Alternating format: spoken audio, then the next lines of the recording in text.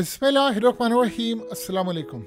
पहली दफ़ा ऐसी तबाही देखने को मिली है, ऐसी तबाही यमन की तरफ से देखने को मिली है। आज तक यमन ने ऐसा काम नहीं किया जो अब किया है। इन्होंने दो तबाही ऐसी की है कि ट्रंप पर हमले के बाद, एक तो सबसे अजीबोगरीब सूरत हाल है कि रूस से आने वाला एक वेजिटेबल ऑयल लेकर आ रहा था शिप, उसको उड़ा दिया। और आप इमेजिन कर लें कि एक इजराइल का शिप जो ख़ास तौर पर जा रहा था एक और मकसद के लिए, उसको उड़ा दिया। और सबसे अजीब सूरत हाल है कि इन शिपिंग कंपनीज ने, यानी जो इजराइली लिंक थे, इन्होंने अमेरिका के मिलिट्री के यानी जहाज़ वहाँ पर थे, वहाँ पर उनकी नेवी के थे, वॉरशिप थे, किसी को नहीं कहा कि आप हमें बचाने के लिए आए। उन्होंने सिर्फ और सिर्फ तबाही हुई और उसके बाद उनकी फोर्सेस आई और उनको लेकर चली गई। लेकिन आप सारी बातें छोड़े, सबसे ज़्यादा हैरानकुन बात यह है कि क्या रूस से आने वाले शिप को उड़ा दिया है? ये क्या गेम हुई है? सबसे पहले आप मनाजिर देखिए। इन मनाजिर ने अमेरिका को, यानी आप समझ लें, दहला कर रख दिया है। यानी ये अजीबोगरीब मनाजिर हैं जो हमने आज से पहले कभी नहीं देखे इस तरह। आप अंदाज़ा करें कि उन्होंने पहले भी तबाही की है। ऐसा लग रहा है कि उनके हाथ कुछ एडवांस मिसाइल आए हैं। उन्होंने इतनी बुरी तरह ये शिप उड़ाए हैं, इतनी बुरी तरह ये शिप उड़ाए हैं कि आप सोचे आग ही आग, वहाँ पर समंदरों में आग लग गई थी। और उन्होंने अपना वादा पूरा किया है कि हमने कहा था कि हम रेड सी को तुम्हारे खून से लाल कर देंगे, और आप ये देखिए काम हुआ।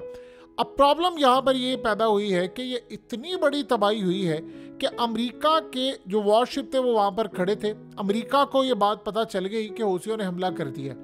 अब होता ये है कि कोई ऑयल टैंकर्स हो या ऑयल शिप हो या जो कुछ भी होता है दुनिया में, कोई हमला भी हो तो इमरजेंसी कॉल ज़रूर करते, चाहे सड़क पर हो या समुद्रों में हो। आप ये सोचें, इन्होंने डिस्ट्रेस कॉल देनी थी, इन्होंने कॉल नहीं दी। उन्होंने सीधा इसराइल को बताया। इसराइल ने कहा कि अमेरिका से मदद तलब नहीं करनी। ये बड़ी अजीबोगरीब सूरत हाल है जो पहले नहीं हमने देखा। अमेरिका से मदद तलब नहीं करनी, इसका क्या मतलब है? जाहिर सी बात है, अमेरिका से मायूसी इतनी हो गई है कि भाई तुम किसी काम के नहीं हो, नकारा हो। अगर तुम किसी काम के होते तो हमला होने से पहले रोक देते। अब तुम ये समझ रहे हो कि वो डिस्ट्रेस कॉल देंगे और तुम्हें बचाएंगे और ये हो जाएगा। अब वो मनाजिर जब देखे उन्होंने कि उन्होंने बता दिया जी आ गए हमला करने के लिए और हमें उड़ा कर रख दिया है। और इतने तबाहकुन मनाजिर, ऐसा लग रहा है कि इनके हाथ में कुछ नए मिसाइल आ गए हैं जिससे उन्होंने हमला किया है। और कुछ समझ नहीं आ पा रही उनको कि हमला कैसे किया है, मिसाइलों से किया है, ड्रोन से किया है, या उनकी जो बॉट है, ड्रोन बोट है, उसको जाकर मारा और उसके टुकड़े टुकड़े कर दिए। अमेरिका की सुपर पावर का सही मायनों में इस हमले ने जनाजा निकाला। ऐसा नहीं है कि पहले हमले नहीं हुए।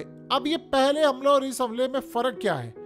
सबसे बड़ी बात यह है, इस हमले में सबसे अहम फ़र्क ये है कि अमेरिका को मदद करने के लिए बुलाया नहीं गया। यानी आप अंदाज़ा कर लें कि आपको पता है कि यार एक बंदा है या एक मुल्क है, वो इस काबिल ही नहीं है, इस काबिल ही नहीं है वो कि वो किसी तरह से मदद कर सके, कोई इंफॉर्मेशन दे सके, कोई सूरत हाल बेहतर कर सके, या कोई मदद कर सके या इनको रोक सके। उन्होंने देखा ये काम हो नहीं सकता, सो लिहाजा उन्होंने इसराइल को बताया। इसराइल ने कहा ये इस काबिल नहीं है। उसके बाद वो वहाँ से अपने तबाहशुदा ले गए शिप को। लेकिन सबसे ज़्यादा हैरानकुन एक काम हुआ है और इसराइल ने उसमें बड़ी गेम की है। और इसराइल के साथ जो चाइना रूस ने काम कर दिया वो उनको समझ नहीं आ रही।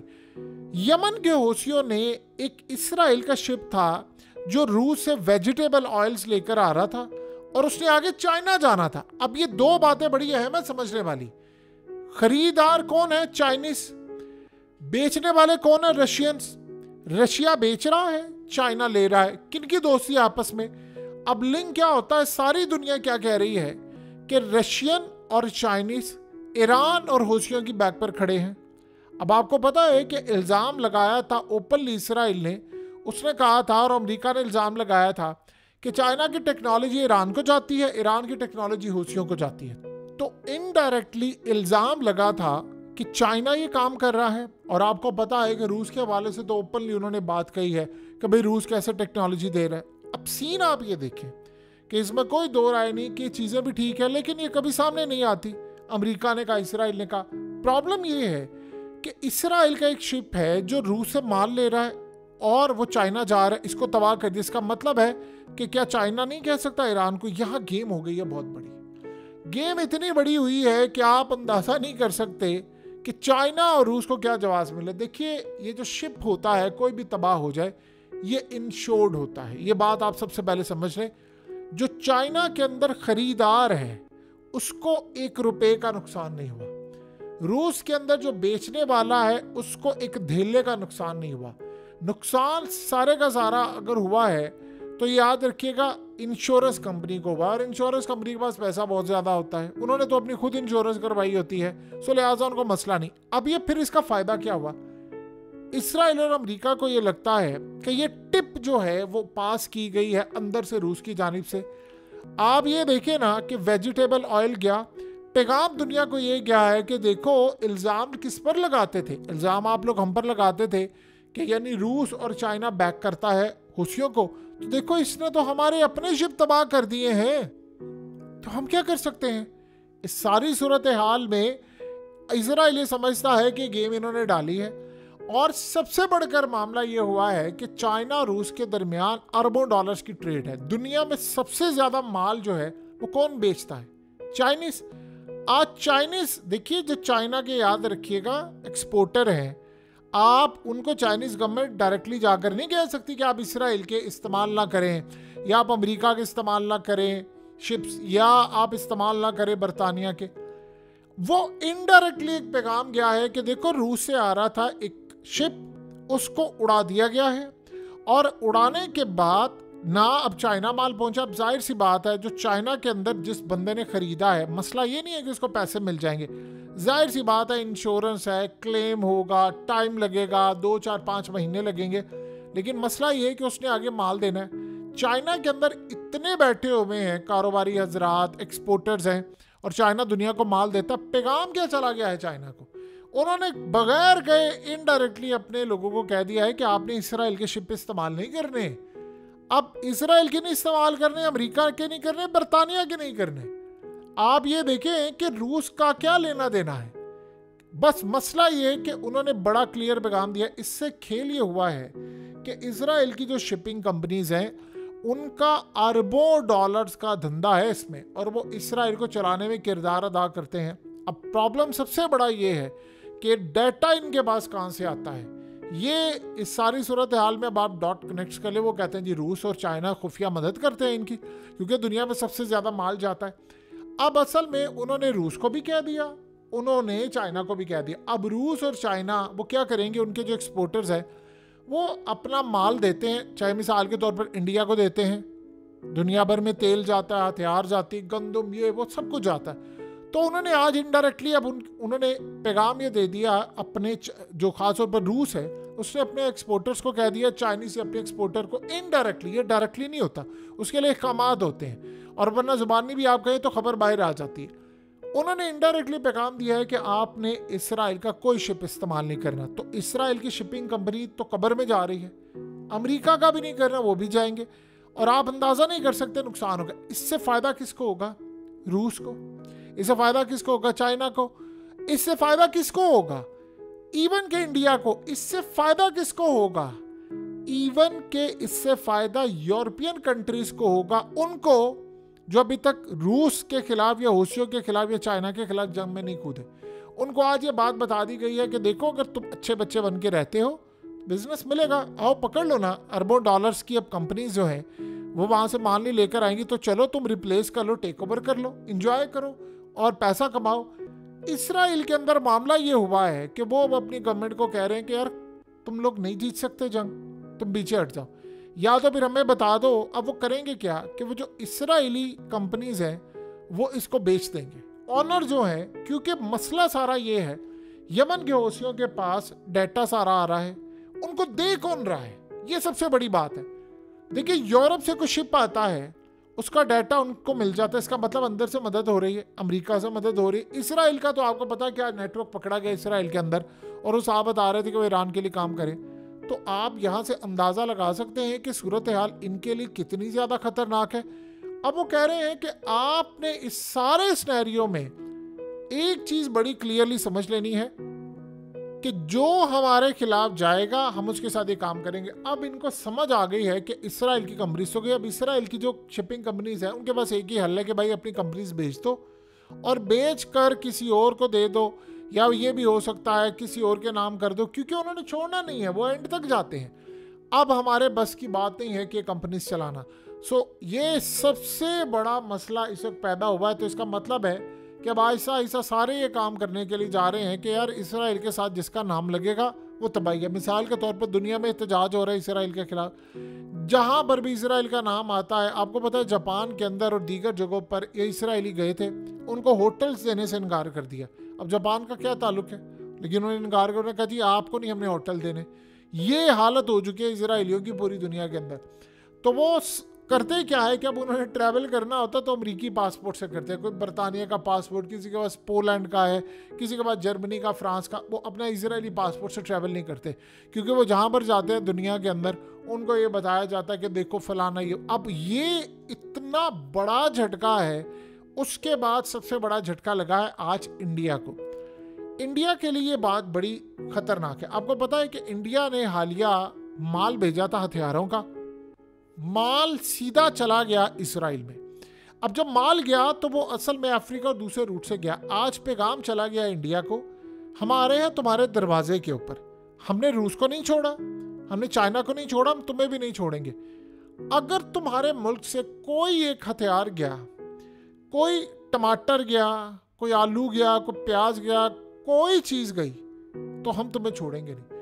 अब रेड सी में, अरेबियन सी में, गल्फ ऑफ एडन में, सब जगहों पर, इवन कि अब तो हाइफा पोर्ट के ऊपर आपको पता है कि हाइफा के जो मेयर हैं उन्होंने हंगामी ऐलान किया है कि तमाम के तमाम रेजिडेंट्स जो है वो बंकर्स में जाएं और बंकर्स बनाने शुरू करें, और साथ कहा कि आप राशन रख लें अगले एक हफ्ते का।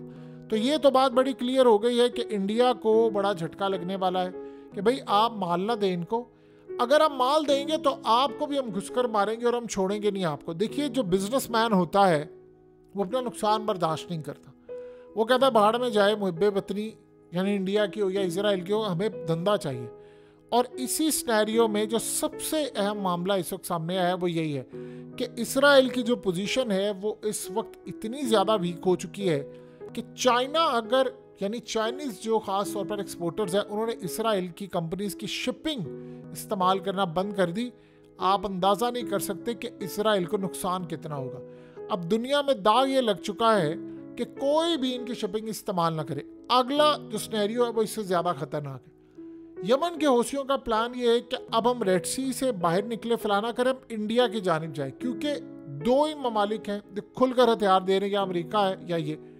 अब वो प्लान कर रहे हैं कि हम इसराइल की पोर्ट के ऊपर जाएं, इनकी पोर्ट्स पर जाकर हमले करें। होता ये है कि यूरोप से कोई माल आ रहा है और वो दूसरे ऊपर से रूट से आ रहा है, वहाँ इनका कोई लेना, ब्लैक सी से आ रहा है, वहाँ तो ये मौजूद नहीं है। तो प्लान उन्होंने ये किया है कि हम इसराइल के समुद्रों में जाएं, अब इसराइल की हाइफा पोर्ट के ऊपर जाएं, वहाँ पर जाकर बैठ जाएं, वहाँ हमले करें। आपको पता है कि अभी हमले करना उन्होंने शुरू कर दिए। इसराइल जवाब नहीं दे सकता।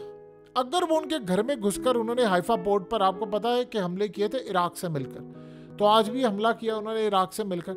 तो वो कह रहे हैं कि जिस तरह हम यहाँ पर हमला करते हैं वहाँ पर जाकर डायरेक्टली हिट करें, कि लेट से कोई माल यूरोप से आया है इसराइल को, तो सीधा वहाँ पर जाकर मारें। इंडिया से आया कोई भी माल जाए, अल्टीमेटली तो हाइफा पोर्ट पर जाना ही जाना है ना, सीधा वहाँ जाकर हिट करें। अब हाइफा पोर्ट के अंदर 2,80,000 लोग रहते हैं लोकल्स। अब वो ये देख रहे हैं कि यार ये तो हमारे शहर में आकर हिट कर रहे हैं, तो हमने करना क्या है। इसराइल की पोजीशन इस वक्त बड़ी वीक है, ना उनको समझ आ रही है कि हम कहाँ पर जाए, आगे जाए पीछे जाए। और इसी सिनेरियो को देखते हुए उन्होंने, यानी इंडिया के साथ भी अपने मामला, देखिए बहुत सारी चीज़ें तो आप कार्गो शिप से ले लेते हैं, बहुत सारी आपका प्लेन जाता है ले आता है, कार्गो का जो प्लेन है, लेकिन बहुत सारे तो आपको समंदर के रास्ते लेकर जाने होते हैं। वो ड्रोन्स इतने इतने बड़े और वो चीज़ें वो ऐसे नहीं जा सकती। तो आप यहाँ से अंदाज़ा कर लें कि अब इसराइल के लिए इतना भयानक वक्त है। अभी उन्होंने जंग नहीं छेड़ी। अभी आप सोचें कि लेबनान के साथ आप जंग छेड़ेंगे तो आपकी तो हाइफा पोर्ट बिल्कुल ही फारिग हो जाएगी। मकसद सिर्फ ये है कि इसराइल में इस वक्त उधम मचा देना। कमाल की चीज़, आपको एक चीज़ नज़र आएगी बड़ी अजीब व गरीब, ये आपने आज से पहले नहीं देखी कि इतनी बेबसी, इतना बेबस इसराइल, इतना बेबस यूरोप, अमेरिका। आप सोचे ना, देखिए चाइना को इसमें क्या है फर्क पड़ता। चाइना ने ये सोच लिया कि अगर एक कंटेनर या एक शिप या कोई एक चीज़ तबाह हो गई है तो चलो कोई बात नहीं, बदले के अंदर बड़ा नुकसान कर दिया। ये असल में गेम होती है सारी कि आपने कैसे कर लिया, ये सारा इसराइल इस वक्त सोच रहा है। सो एक प्लान ये हुआ, दूसरा ये हुआ और लेबल भी हटा दिया। अब कल को क्या होगा, जैसे मिसाल के तौर पर इंडिया ने ईरान को कहा था कि आप ये हूथियों को रोके यार, ये हमले कर रहे हैं, तो उन्होंने कहा जी हमारी नहीं सुनते। अब नाम लग रहा था चाइना बरूस पर, अब वो कल को कहेंगे कि देखो ये तो हमारी भी नहीं सुनते। और मज़े की बात ये है, इंटरेस्टिंग सूरत हाल ये है कि चाइना रूस हमला नहीं करेंगे हूथियों पर। वो कहेंगे अच्छा चलो ठीक है भाई, हम क्यों लड़ाई करें, सो इसराइल का मसला वही करेंगे।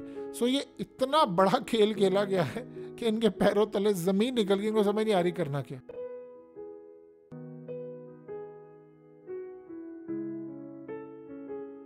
हकीकत टीवी को सब्सक्राइब करना मत भूलें, वीडियो को लाइक करें, शेयर करें और कमेंट सेक्शन में अपनी राय का इजहार ज़रूर करें।